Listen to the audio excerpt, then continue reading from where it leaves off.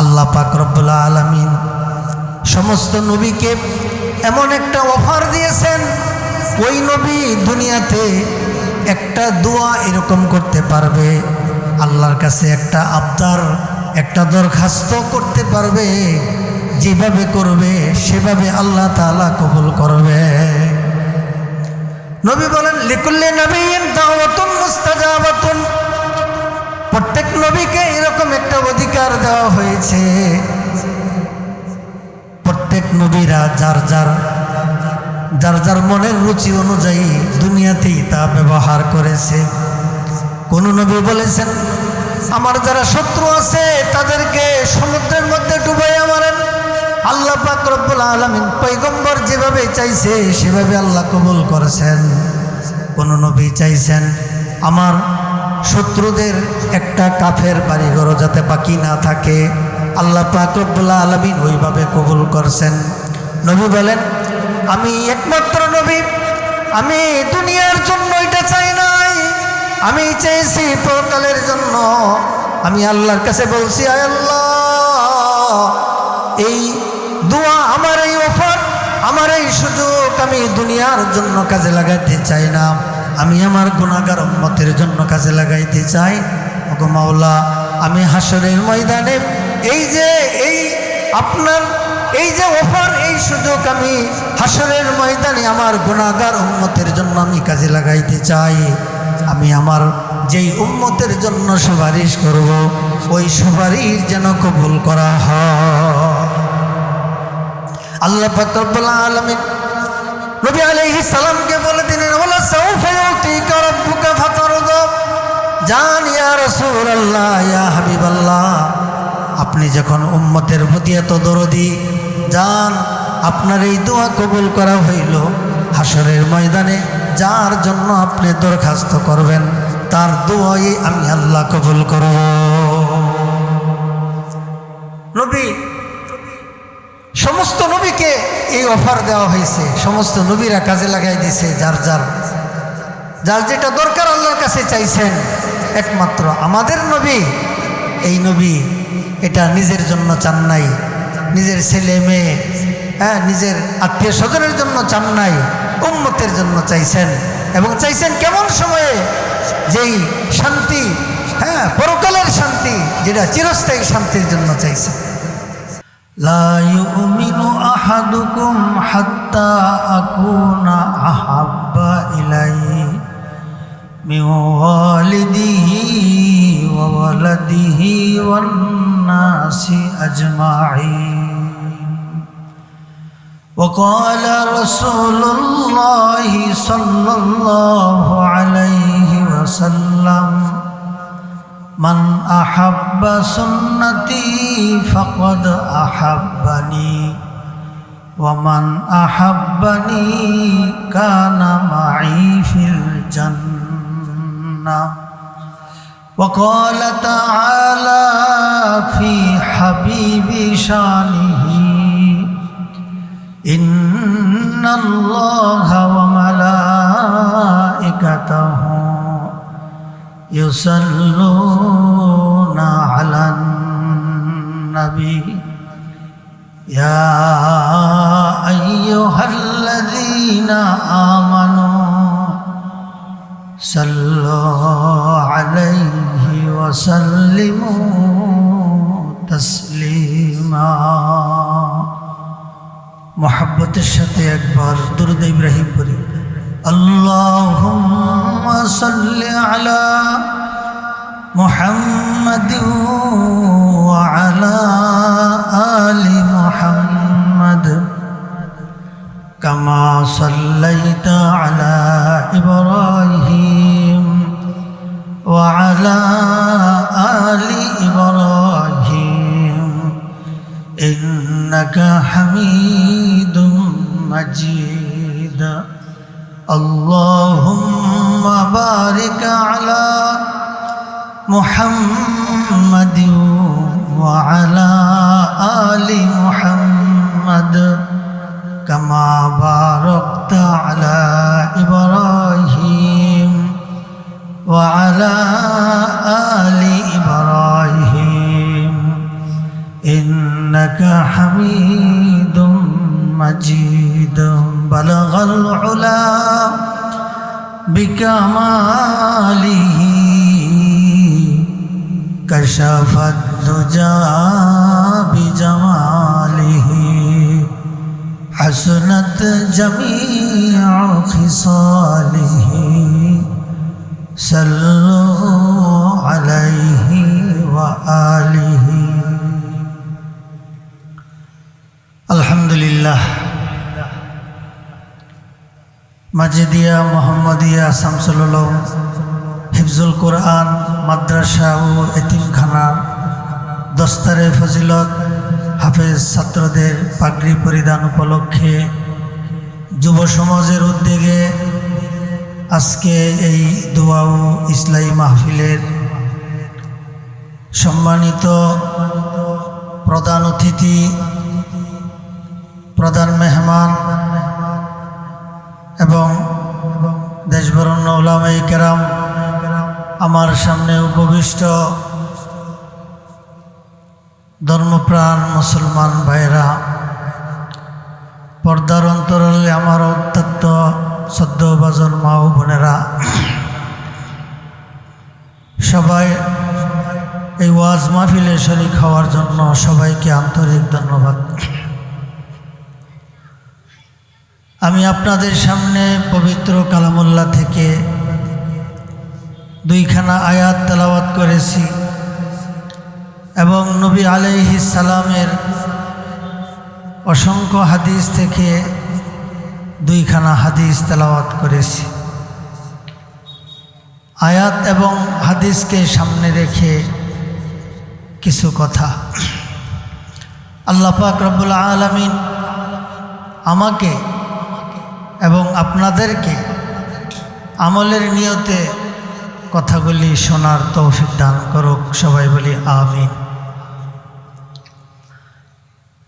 আল্লাহ পাক রব্বুল আলামিন রূহের জগতে আমাদের থেকে আদম সন্তানের সমস্ত রূহগুলোকে জমা করিয়া আল্লাহ পাক রব্বুল আলামিন একটা ওয়াদা নিয়েছিলেন। সেই ওয়াদার কথা আল্লাহ পাক রব্বুল আলামিন কোরআনে কারিমে ইরশাদ করেন, আলাস্তু বিরব্বিকুম ক্বালু বালা। আল্লাহ আমাদের রূহগুলোকে জিজ্ঞাসা করেছিলেন, আমি কি তোমাদের প্রভু নই? আমরা সবাই এক সুরে বলেছিলাম, হ্যাঁ আপনি আমাদের প্রভু। সেই ওয়াদা থাকার কারণে প্রত্যেকটা আদম সন্তান, সে যত বড় কাফের হোক অমুসলিম হোক, মুসলমানদের মধ্যে ফাসিক ফুজ্জার নাফরমান হোক, প্রত্যেকটা মানুষের মধ্যে মুসলমানের একটা নূর প্রত্যেকটা মানুষের ভিতরে আছে। সাথে সাথে হাদিসে কুদসিতে আল্লাহ পাক রব্বুল আলামিন বলেন, আমি প্রত্যেকটা বান্দার অন্তরে আমি আমার মোহাব্বত, আমার পরিচয়, আমার ভালোবাসা প্রত্যেকটা বান্দার অন্তরে আমি দান করেছি।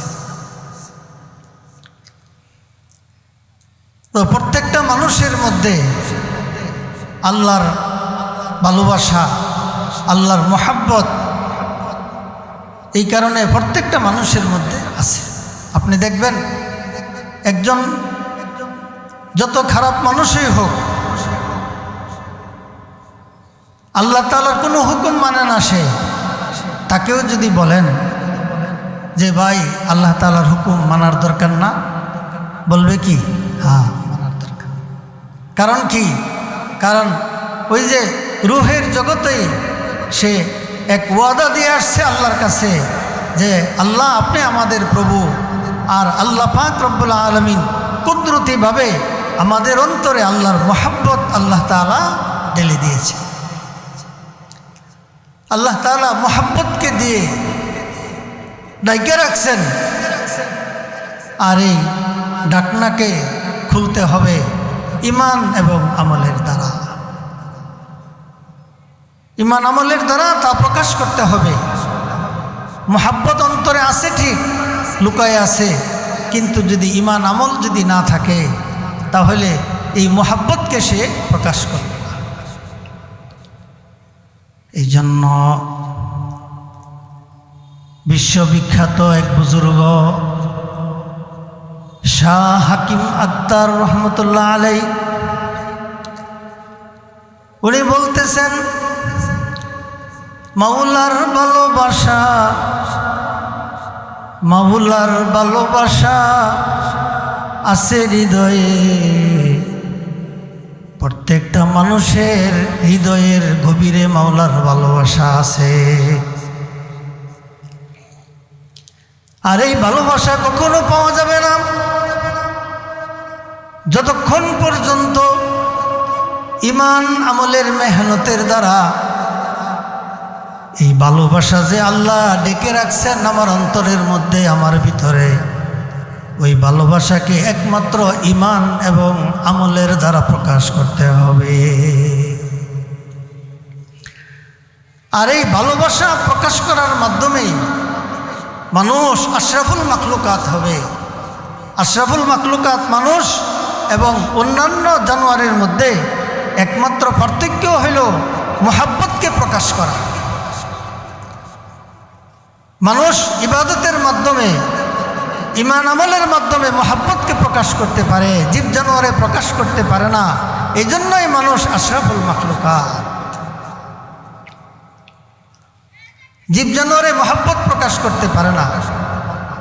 যেই মানুষ আশরাফুল মাখলুকাত মানুষ হইয়া আল্লাহ তাআলা যে মুহাব্বত অন্তরে ঢেলে দিয়েছিলেন সেই মুহাব্বতকে প্রকাশ করতে পারে না। আল্লাহ বলেন, উলাইকা কাল আনআম বাল হুম আদাল্লু, এরা হইল চতুষ্পদ জন্তুর নেই, বরং তার চেয়ে আরো নিকৃষ্ট। এই জন্য কোন কবি বলেন, পশু পাখির উপর তোমার,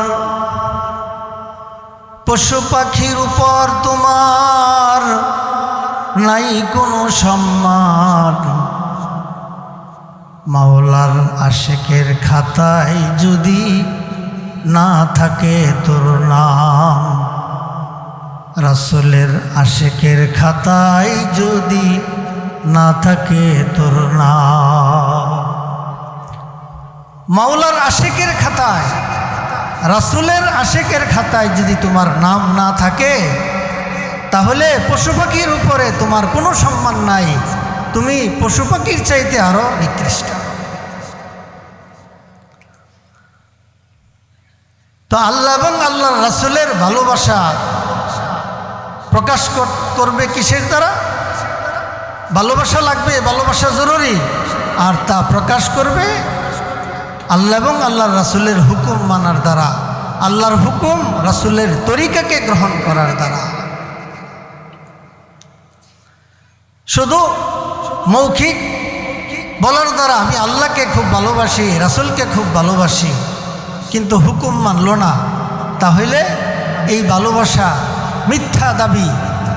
এই ভালোবাসা প্রকাশ করার দ্বারা মানুষ সামাজিক পরস্পরও শাস্তির উপযুক্ত হয়।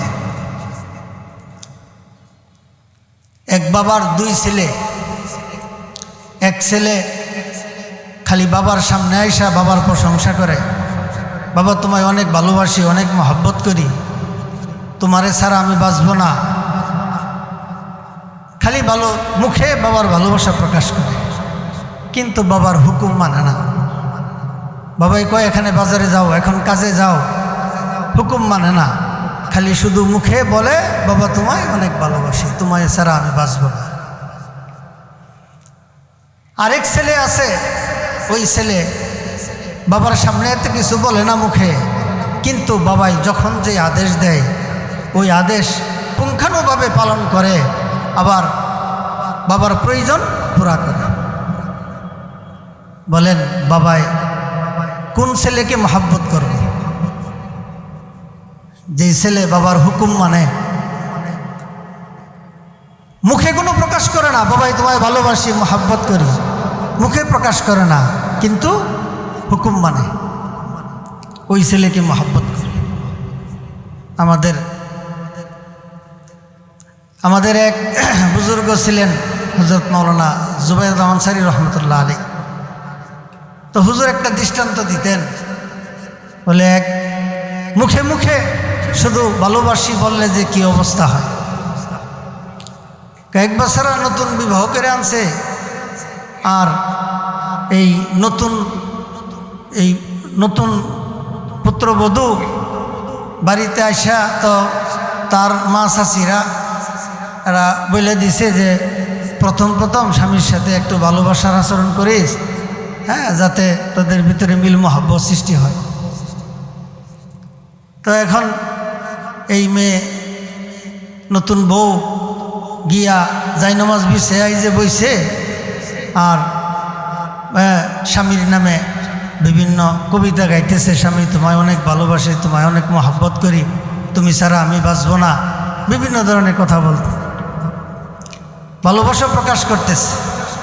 স্বামী হুকুম দেয়, এখন পানি নিয়ে আসো, এটা দাও সেটা দাও।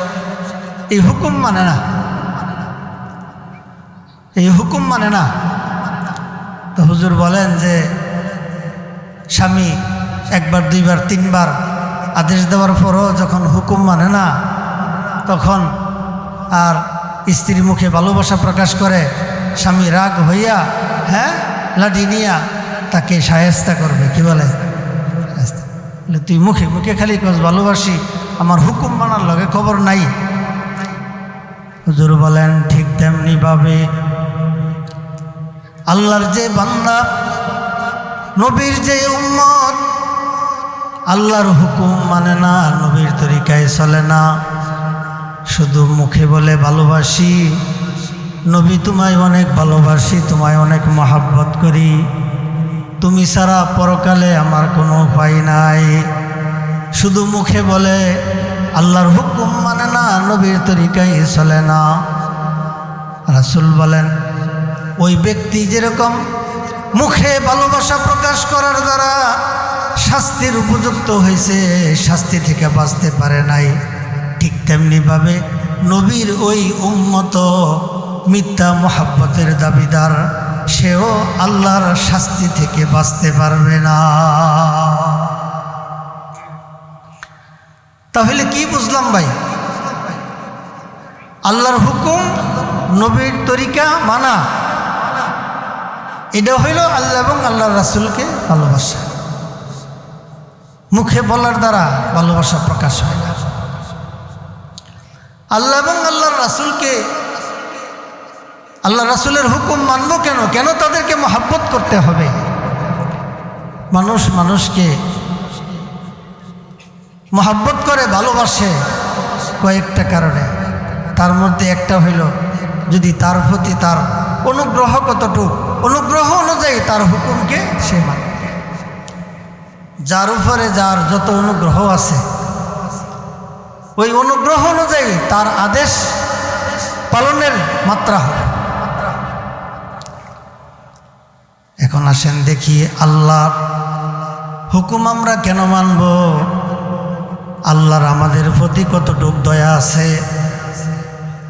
আল্লাহর আমাদের প্রতি কতটুকু অনুগ্রহ আছে। সম্মানিত ভাইয়েরা আমার, আল্লাহ পাক রব্বুল আলামিন সর্বপ্রথম আমাদেরকে মানুষ বানাইয়া আল্লাহ অনুগ্রহ করেছেন। আল্লাহ বলেন ওয়ালাকাদ কাররামনা বানি আদম,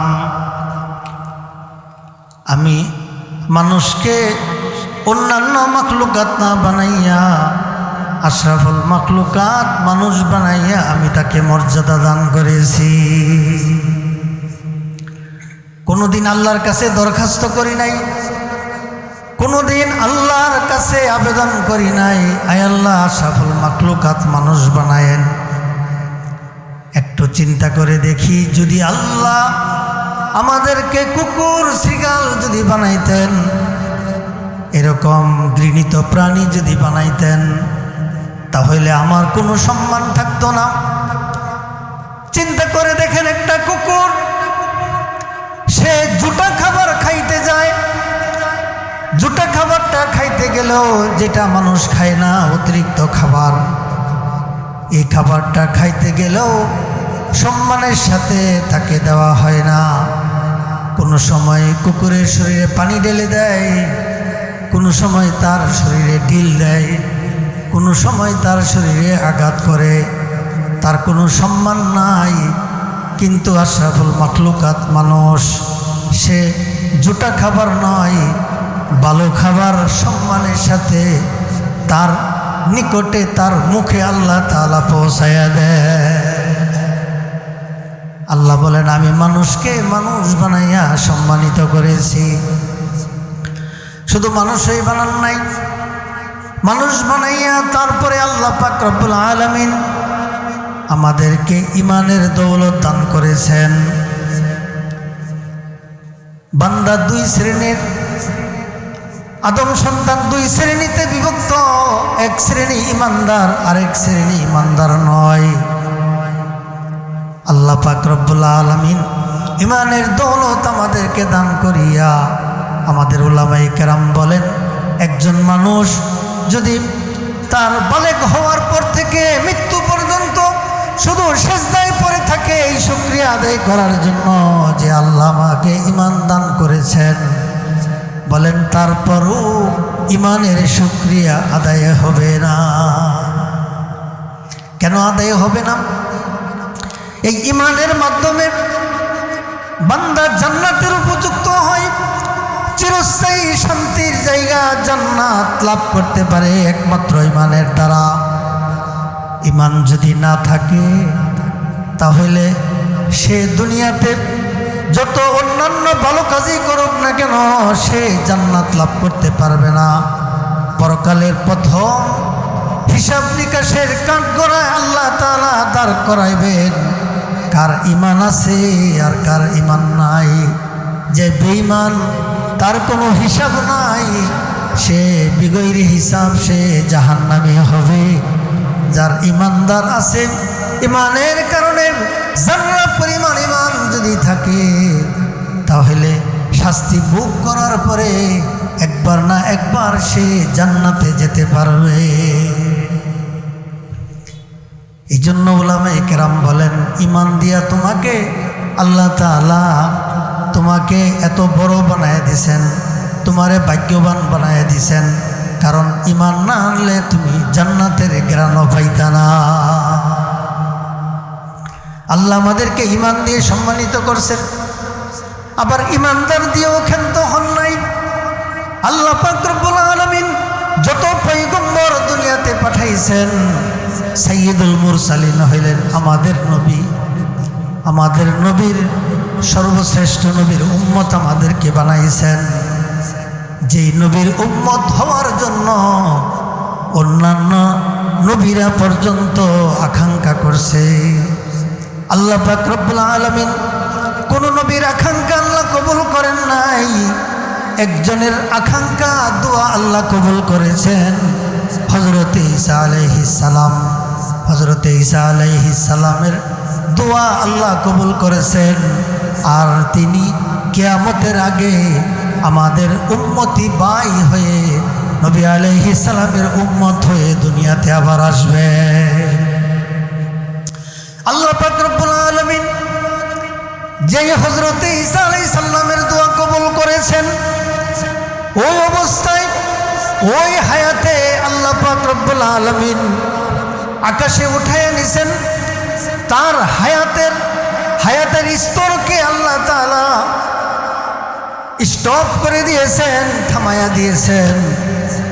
যে হায়াতে গেছে ওই রকম অবস্থায় আবার আল্লাহ পাক রব্বুল আলামিন দুনিয়াতে পাঠাইবেন। ওই অবস্থায় আবার পাঠাইবেন। যেই বয়সে গেছেন ওই বয়সে আবার পাঠাইবেন। আর এতদিন পর্যন্ত হাজার হাজার বৎসর কিয়ামতের আগ পর্যন্ত চলে যাবে। উনি আস্তে আস্তে এই পর্যন্ত ওনার হায়াতকে আল্লাহ তাআলা থামাইয়া দিছে। শুধু তাই নয়, উম্মতে মুহাম্মদী আমাদেরকে বানাইছেন এই নবীর উম্মত হওয়ার জন্য। এই নবীর উম্মত হওয়ার জন্য সমস্ত নবীরা দোয়া করেছেন।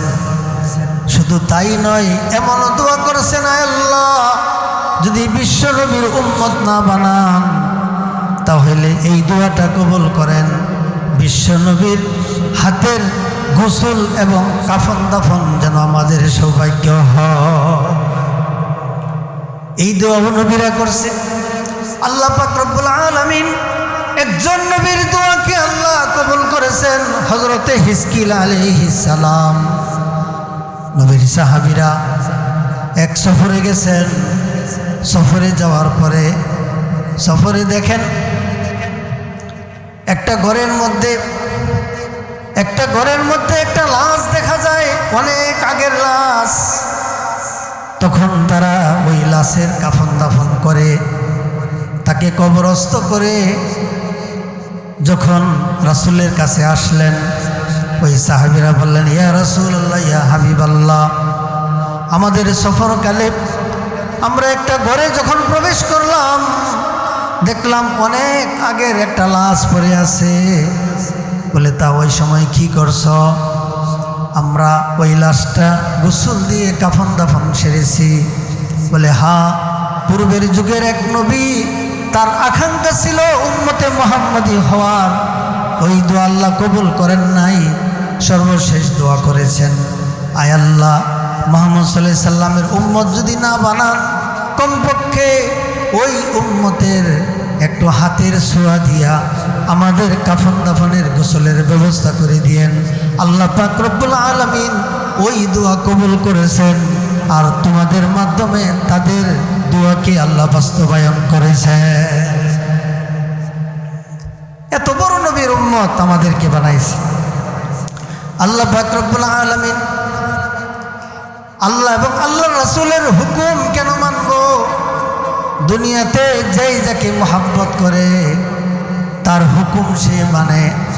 আল্লাহ এবং আল্লাহর রাসূল, দুনিয়াতে আমাদের যত সম্পর্ক আছে সমস্ত সম্পর্ক থেকে আল্লাহ রাসূল সাল্লাল্লাহু আলাইহি ওয়াসাল্লাম আমাদেরকে বেশি মহব্বত করে।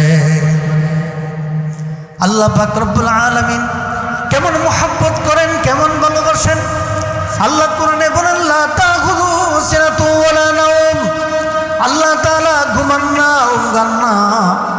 মুফাসসিরিনে কেরাম বলেন, আল্লাহ তাআলা কেন ঘুমায় না, কেন উঙ্গায় না? তার তিনটা ব্যাখ্যা আছে। এর মধ্যে একটা ব্যাখ্যা হলো আল্লাহ পাক রব্বুল আলামিনের দয়া মায়ায় আল্লাহ পাক রব্বুল আলামিনকে ঘুমাইতে দেয় না। আল্লাহ রব্বুল আলামিনের এত দয়া এবং মায়া বান্দার প্রতি। আল্লাহ বলেন, বান্দা আমি যদি ঘুমাই, গভীর রাত্রে সবাই ঘুমিয়ে আছে, এমন সময় যদি আমার কোনো এক দুর্বল বান্দা যদি আমার কাছে সাহায্য চায়, দুনিয়ার সবাই ঘুমিয়ে আছে, কেউ শুনবে না। আমি আল্লাহ যদি ঘুমায়া যাই, আমি আল্লাহ তো শুনবো না। এই আল্লাহ, আমি আল্লাহ ঘুমাই না। কোন সময় আমার কোন বান্দা বিপদে পড়ে আমাকে ডাক দিবে, আর আমি ওই বান্দার ডাকে সাড়া দিব। আল্লাহ বলেন, আমার দয়া মায়া আমাকে ঘুমাইতে দেয়। ঠিক তেমনিভাবে নবী আলাইহিস সালামেরও আমাদের প্রতি কত দয়া, কত। একটা ঘটনা বলে আমি শেষ করতেছি। আল্লাহ পাক রব্বুল আলামিন সমস্ত নবীকে এমন একটা অফার দিয়েছেন, ওই নবী দুনিয়াতে একটা দোয়া এরকম করতে পারবে, আল্লাহর কাছে একটা আবদার, একটা দরখাস্ত করতে পারবে, যেভাবে করবে সেভাবে আল্লাহ তাআলা কবুল করবে। নবী বলেন, লিকুল্লি নাবিয়্যিন দাওয়াতুন মুস্তাজাবাতুন, প্রত্যেক নবীকে এরকম একটা অধিকার দেওয়া হয়েছে। প্রত্যেক নবীরা যার যার মনের রুচি অনুযায়ী দুনিয়াতেই তা ব্যবহার করেছে। কোন নবী বলেছেন, আমার যারা শত্রু আছে তাদেরকে সমুদ্রের মধ্যে ডুবাইয়া মারেন। আল্লাহ পাক রব্বুল আলামিন পয়গম্বর যেভাবে চাইছে সেভাবে আল্লাহ কবুল করেছেন। কোন নবী চাইছেন, আমার শত্রুদের একটা কাফের বাড়িঘর যাতে বাকি না থাকে, আল্লাহ পাক রব্বুল আলামিন ওইভাবে কবুল করছেন। নবী বলেন, আমি একমাত্র নবী, আমি দুনিয়ার জন্য এটা চাই নাই, আমি চেয়েছি পরকালের জন্য। আমি আল্লাহর কাছে বলছি, আয় আল্লাহ, এই দোয়া, আমার এই অফার, আমার এই সুযোগ আমি দুনিয়ার জন্য কাজে লাগাইতে চাই না, আমি আমার গুনাহগার উম্মতের জন্য কাজে লাগাইতে চাই। ওগো মাওলা, আমি হাসরের ময়দানে এই আপনার এই যে অফার, এই সুযোগ আমি হাসরের ময়দানে আমার গুনাহগার উম্মতের জন্য আমি কাজে লাগাইতে চাই। আমি আমার যেই উম্মতের জন্য সুপারিশ করব, ওই সুপারিশ যেন কবুল করা হয়।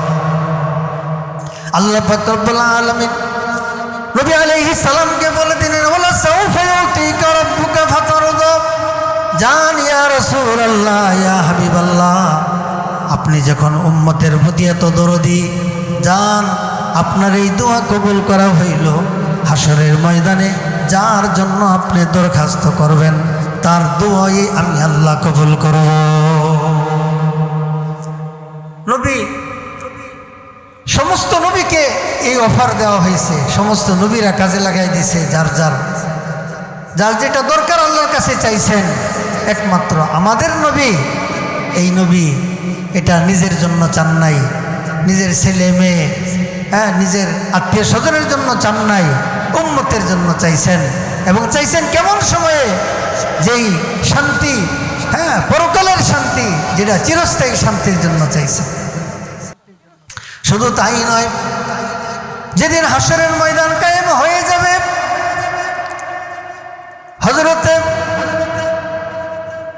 হযরতে জিবরাইল আলাইহিস সালাম নবী আলাইহিস সালামকে প্রথম জাগ্রত করবেন। হাদিসের মধ্যে আছে, রাসূল যখন কবর থেকে উঠবেন, রাসূল চিন্তিত হয়ে যাবেন, আমার কি দেরি হয়ে গেল কিনা, আমার কি দেরি হয়ে গেল কিনা, আমার কোন উম্মত জাহান্নামে চলে গেল কিনা। রাসূল এই চিন্তায় চিন্তিত থাকবেন। জিবরাইলকে জিজ্ঞাসা করবেন, জিবরাইল তুমি কেন দেরি করলা, আমার কোন উম্মত জাহান্নামে গেছে কিনা এটা আগে বলো। জিবরাইল সাল্লাম বলেন, ইয়া রাসূলুল্লাহ, ইয়া হাবিবাল্লাহ, এখনো হাসরের ময়দানে কোনো মানুষকে উঠানো হয় নাই, সর্বপ্রথম আপনাকে উঠানো হয়েছে। বলে আমার উম্মতের কি অবস্থা? হযরতে আব্দুল্লাহ ইবনে আব্বাস রাদিয়াল্লাহু তাআলা বলেন, ইয়া রাসূলুল্লাহ, হাসরের ময়দানে আপনাকে কোথায় পাওয়া যাওয়া হবে? রাসূল বলেন, তিন জায়গার মধ্যে আমি রাসূল থাকবো। এক জায়গা হইল মিজানের পাল্লার কাছে, হাউজে কাউসারের কাছে, আর এক জায়গা হইল ফুলসিরাতের কাছে। হযরত আব্দুল্লাহ ইবনে আব্বাস রাদিয়াল্লাহু তাআলা বলেন, ইয়া রাসূলুল্লাহ, ইয়া হাবিবাল্লাহ, আপনি তিন জায়গায় কেন থাকবেন? বলে এই তিন জায়গা হইল আমার উম্মতের ঘাঁটি, আমার উম্মত যাতে ফুলসিরাতের ফুল বৃষ্টির আকারে পার হয়ে যাইতে পারে, আবার মিজানের নেকের পাল্লা যাতে পারি হয়। যদি বান্দা কোনো উম্মত কোনো সমস্যায় পড়ে, তাহলে আমি রাসূল তাকে উদ্ধার করব। এই জন্য আমি তিন জায়গার মধ্যে থাকবো। আমি আমার উম্মতকে এই পেরেশানি অবস্থায় হাউজে কাউসারের পানি পান করাইব। মুহতারাম ভাইও, যারা নবীর তরিকাকে যারা গ্রহণ করবে, তারাই নবী আলাইহিস সালামের শাফাআত পাইবে, তারাই রাসূলের হাতে হাউজে কাউসারের পানি পান করতে পারবে। পক্ষান্তরে যদি রাসূলের তরিকা মতো যদি জিন্দেগি যাপন না করে, হাদিসের মধ্যে আছে নবী আলাইহিস সালামের সামনে একদল উম্মতে মুহাম্মদীকে দৌড়াইয়া জাহান্নামের দিকে নিয়ে যাওয়া হবে। আর তখন নবী আলাইহিস সালাম বলবে, কোথায় ফেরেশতারা, দাঁড়াও দাঁড়াও, আমার উম্মতকে কোথায় নিয়ে যাইতেছ? তখন বলবে, ইয়া রাসূলুল্লাহ, ইয়া হাবিবাল্লাহ, তাদেরকে আপনি উম্মত বলতেছেন, এরা আপনার উম্মত নয়, কারণ আপনি যখন তাদের কাছে আপনার তরিকাকে রেখে আসছেন, এই তরিকাকে তারা গ্রহণ করে নাই। তখন রাসূল বলবেন, হাদিসের মধ্যে আছে, রাসূল বলেন, সুহকন সুহকন, দূর হয়ে যাও, দূর হয়ে যাও, আমার তরিকাকে আমার যে উম্মত গ্রহণ করে নাই, এরকম উম্মত আমার দরকার না। রাসূলের তরিকাকে গ্রহণ করলে রাসূলের শাফাআত পাওয়া যাবে। আর রাসূলের তরিকাকে যদি আমরা বর্জন করি, তাহলে রাসূল হাসরের ময়দানে বলবেন, দূর হয়ে যাও, দূর হয়ে যাও। মুহতারাম ভাইও, রাসূলের সুন্নতের উপর আমল করলে, রাসূলের সুন্নতকে গ্রহণ করলে, তরিকাকে গ্রহণ করলে দুনিয়ার শুধু আখেরাত নয়, দুনিয়াবি মুসিবত থেকেও আল্লাহ তাআলা বাঁচাইয়া দেয়। শুধুমাত্র বাহ্যিক যেই সুরতগুলো আছে এগুলো যদি আমরা গ্রহণ করি, এগুলির কারণেও আল্লাহ পাক রব্বুল আলামিন দুনিয়াতে এবং আখেরাতে আল্লাহ পার করে দিতে পারেন। কারণ রাসূল এক হাদিসে বলছেন, মান তাশাব্বাহা বিকওমিন ফাহুয়া মিনহুম। দুনিয়াতে যে যার সাথে সাদৃশ্য গ্রহণ করবে তার সাথে তারা হাসর নাসর হবে। এই জন্য আমার চুল, আমার দাড়ি, আমার চেহারা, আমার পোশাক সবগুলো যদি রাসূলের সাথে মিলে, সাহাবীদের সাথে মিলে, তাহলে রাসূলের সাথে সাহাবীদের সাথে আমার হাসর নাসর হবে। আর যদি আমার চুল, আমার দাড়ি, আমার চেহারা, আমার জামা যদি ইহুদি খ্রিস্টানদের সাথে মিলে, খেলোয়াড়দের সাথে মিলে, তাহলে তাদের সাথে আমার হাসর নাসর হবে। রাসূল বলেন, মান তাশাব্বাহা বিকওমিন ফাহুয়া মিনহুম। রাসূলের তরিকাকে গ্রহণ করলে বাহ্যিক বেশের দ্বারা দুনিয়ার বিপদ থেকেও মুক্তি পাইতে পারে। সংক্ষেপে বলতেছি, ফেরাউনের গোষ্ঠী যখন সমুদ্রে নিমজ্জিত হয়ে গেল, তখন হযরত মূসা আলাইহিস সালাম বের হইলেন। বের হয়ে বাজারে গিয়ে দেখেন ওই বনি ইসরাইলের ওই যে ফেরাউনের গোষ্ঠীর একজন সামিরি নামে সে দেখা যায় বেঁচে আছে। মূসা আলাইহিস সালাম আল্লাহর কাছে বলতেছে, আল্লাহ বুঝলাম না, এই সামিরি সে তো আমারে অনেক জ্বালাইছে, সে অনেক নাফরমান, সে অনেক নাফরমান, তাকে আপনি কেন বাঁচাইয়া রাখলেন? আল্লাহ পাক রব্বুল আলামিন মূসা আলাইহিস সালামকে বললেন, ওগো মূসা, তুমি জানো না সে দুষ্টামি করত, সে আমার নাফরমানি করত, তোমার নাফরমানি করত, তোমার শত্রুতা করত, কিন্তু সে কিভাবে করত জানানি? সে তোমার যা কিছু আছে এই বেশ সে গ্রহণ করত, তোমার চেহারার সাথে চেহারা মিলাইতো, তোমার পোশাকের সাথে পোশাক মিলাইতো, তোমার বাহ্যিক যেই সুরতগুলো আছে এই সুরতগুলো সে গ্রহণ করত। ফেরাউনের বাহিনী যখন সমুদ্রের মধ্যে নিমজ্জিত হয়ে যায়, আমি আল্লাহ যখন সামিরিকে দেখলাম তোমার চেহারার মতো, তোমার পোশাকের মতো, আমি আল্লাহ তুমি পয়গম্বরের পোশাককে গ্রহণ করার কারণে, তোমার পয়গম্বরের সাথে চেহারা মিলানোর কারণে আমি আল্লাহ তাকে সমুদ্রের মধ্যে নিমজ্জিত করতে আমি লজ্জা পেয়েছি। লজ্জার কারণে বলে আমার পয়গম্বরের পোশাক গ্রহণ করছে, তোমার সম্মানে, তোমার পোশাকের সম্মানে আমি তাকে ডুবাইয়া মারি নাই।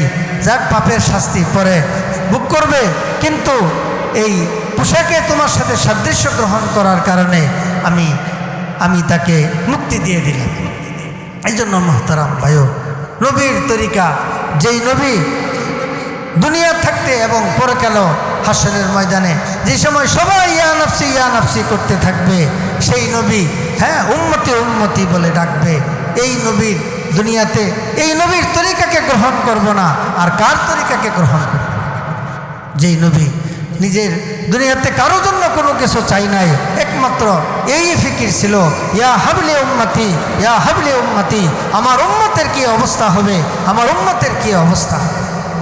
ওলামায়ে কেরাম বলে যদি কারো এমন কান থাকে, রাসূলের রওজার মধ্যে, রাসূল জীবিত অবস্থায় রওজার মধ্যে আছেন, বলে রওজার মধ্যে যদি কান দেয়, বলে এখনো শুনতে পাবে যে রাসূল এখনো কবরে শুয়ে শুয়ে বলতেছেন, আমার উম্মতের কি অবস্থা, আমার উম্মতের কি অবস্থা।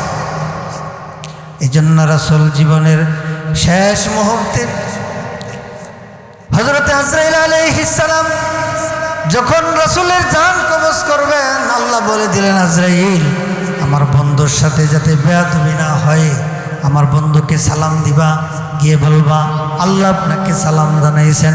আল্লাহ বলছেন, যদি আপনি আপনার বন্ধুর কাছে যাইতে চান তাহলে আমাকে জান কবজ করার জন্য, আর যদি আপনি না যাইতে চান তাহলে আপনার রূহ কবজ করার মতো আমার ক্ষমতা না। হযরত আজরাইল আলাইহিস সালাম অনুমতি চাইলেন। অনুমতি চাওয়ার পর রাসূল বললেন, হ্যাঁ, বন্ধুর কাছে যাবে, এটা তো কোনো দুঃখের বিষয় নয়, এটা রাজি না হওয়ার বিষয় নয়, অবশ্যই আমি বন্ধুর কাছে যাইতে চাই। আবার বলেন রাসূলের চোখ দিয়ে বেয়ে বেয়ে পানি পড়তেছে। বলে ইয়া রাসূলুল্লাহ, ইয়া হাবিবাল্লাহ, আপনি কাঁদতেছেন কেন? আপনি অনুমতি দিলে, আপনি চাইলেই আপনার জান কবজ করব, আর না হয় কবজ করব না। রাসূল বললেন, ও আজরাইল, আমি আল্লাহর কাছে যাইব, এই জন্য আমি কান্নাকাটি করতেছি না। দুনিয়া ছেড়ে যেতে হবে, এই জন্য আমি কান্দি না। আমি কান্দি, আমি দুনিয়াতে থাকা অবস্থায় আমার উম্মত যদি জাহান্নামে যাইতে চাইছে, আমি তার কোমরে ধরে আমি তাকে যেভাবে হোক জাহান্নামের রাস্তা থেকে আমি ফিরাইয়া রাখছি। আমি যখন চলে যাব, আমার উম্মতকে জাহান্নাম থেকে কে ফিরাইবে? বলে এই জন্য আমি কাঁদতেছি। জীবনের সর্বশেষ মুহূর্তেও নবী আলাইহিস সালাম আমাদেরকে বলেন নাই, হাসরের ময়দানেও আমাদেরকে বলবেন না। কাজেই আসুন ওই নবীর সুন্নতকে, ওই নবীর তরিকাকে আমরা আঁকড়ে ধরি। জীবনের সকল ক্ষেত্রে রাসূলের ব্যক্তিগত জীবনে, সামাজিক জীবনে, পারিবারিক জীবনে, রাষ্ট্রীয় জীবনে, সব জায়গায় নবীর তরিকাকে আমরা আঁকড়ে ধরি। আল্লাহ পাক রব্বুল আলামিন আমাদেরকে কথাগুলোর উপর আমল করার তৌফিক দান করুন। নাসরুম মিনাল্লাহ, ফাতহুন করিম।